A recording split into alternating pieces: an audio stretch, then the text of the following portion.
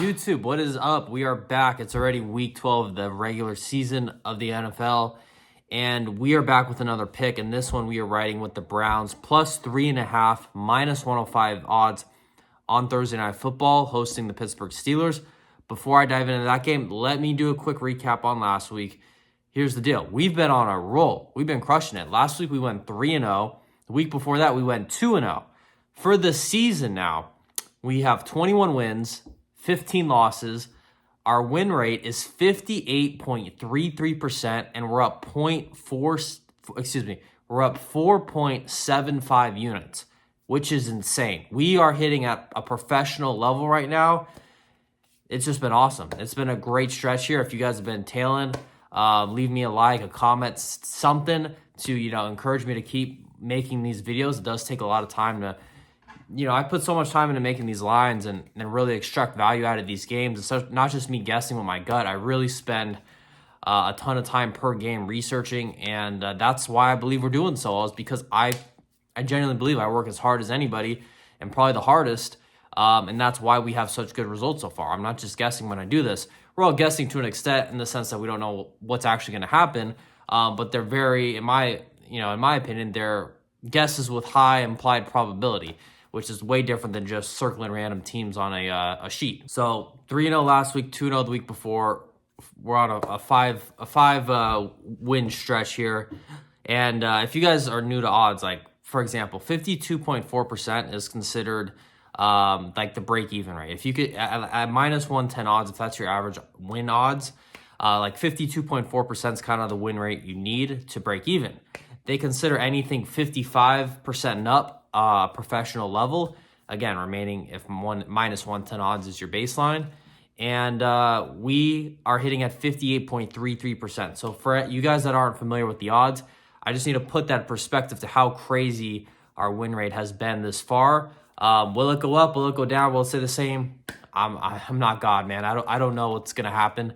All I can do is put in the work like usual, see where there's edges, and assume that over time those edges will prove that they were in fact an edge. So with all that being said, let's move on to week 12 and get into this game. Cleveland Browns plus 3.5, minus 105 odds, hosting the Pittsburgh Steelers on Thursday Night Football. So guys, here's where I feel like being a high level bettor is going to show itself. Like, I've been betting and really just fading the Browns a lot this year. When they had Deshaun Watson, I faded the hell out of them. Last week, I had the Saints -3 and -1. I had the Saints -1. The Saints won by 7,000 points. And it was very misleading, that ending score. Jameis almost had 400 yards. He actually played very well. He had a good game. Derek Carr just had a way better game. Derek Carr played awesome. The Saints offense did very well. It could have been even better if Taysom Hill didn't throw the worst pick ever and fumble in the red zone. But with all that being said, you have to be able to adapt. So last week I go into that game, looking at Jameis. We only have a limited sample size with him so far in the Browns, but I was not impressed at all. I'm like, this guy is not even close to Derek Carr's level. Okay, this game, he actually played really well. Despite them only scoring 14 points, I would give him a high grade for this game. He forget all the bullshit. He just played really well. The kicker missed everything under the sun. I'm expecting that kicker, if they bring in a new kicker, whoever, to not. You're getting paid pro kicker money. You should be making kicks. So I expect the kicking to get back on track. I'm just gonna mark that up as a fluke. Okay. So the kicker really messed up the momentum in this game for them, and that it totally changed the game. So I have upgraded Jameis, his rating going into this week after seeing how well he played last week. And on the other side, we have the Steelers led by Russell Wilson. And look, they played one of the worst defenses this year in the Baltimore Ravens, and the Steelers were absolutely atrocious. They couldn't score a touchdown the whole game. They won off of, I believe it was, 6 field goals? Maybe had 18 points, all field goals. So 6 field goals was their entire offense. They were horrible. I had to downgrade Russell Wilson in my ratings, and it's a bad spot for Pittsburgh. They are going to Cleveland on a short week, so it's kind of a rushed week. on the road. So I just think it's a really bad spot for Pittsburgh, and I think they're being perceived incorrectly. Look, I get it. They've done a great job of just finding ways to win this year, but I do think there's a little bit of phoniness in this team that will get exposed eventually, possibly this week. We'll see. I'm just not sold on their offense. Their defense is really good. I think they have a great defense. I think everybody would agree to that. But, you didn't see me betting against the Steelers much this year. I mean, I think I did one time, and I think it won.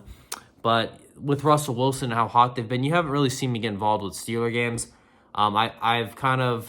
They've been in a category for me where it's like, I see how well they've been doing with Russell Wilson, so I didn't want to bet against them. I seen how well he had initially looked.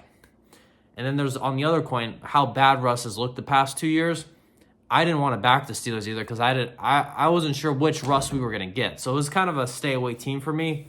Now that he's played 4 games, we got some data under our belt here. I still think he's better than Jameis Winston, but I think they're closer than people think. I don't think Russell Wilson's that great. I don't think this offense is that great. I just think that 8-2 record is making them look like get that perception of an absolute powerhouse. When in reality, this is no Lions team. This is no Bills team.